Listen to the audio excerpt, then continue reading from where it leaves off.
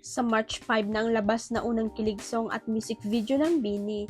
Tama ba ang chikang nakarating sa Abante na nakuna ng nasabing imbi at may pasurprise raw ang BINI? Mariremil daw sa araw na iyon ang aktor na kinakikiligan ng grupo. Surprise nga raw na nag-shoot ang aktor kasama ang BINI kaya dapat lang naabangan ang paglabas ng MV ng unang kilig. May nakapagbulong na sa Abante kung sinong aktor na iyon at sila naman ay nagulat, naging pala siyang sumabak sa isang music video at ang BINI pa ang kasama. So abang-abang na sa March 5 kung sino nga ba si aktor na kasama ng BINI sa kanilang unang kilig music video. Super proud ang fans ni Liza Soberano nang bumungad sa kanila ang online advertisement sa Facebook ng isang kilalang sabon sa North America. Bidang-bida kasi si Liza sa nasabing digital ad na nag-promote ng bagong variant ng isang antibacterial liquid hand soap.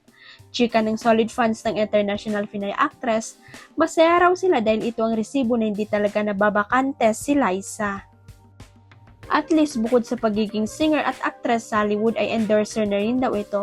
Pero ang nakakaloka, may mga atribidang netizen na tumalak na hindi raw para sa sikat na celebrity ang ganap na ito ni Liza, kundi pang commercial model lang daw. Pero trabaho pa rin ang nasabing digital advertisement na yun, kaya dapat lang na-flex.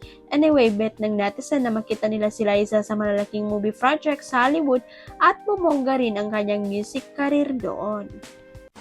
Huwag kalimutang i-click ang subscribe button at i-ring ang notification bell para sa latest chika updates.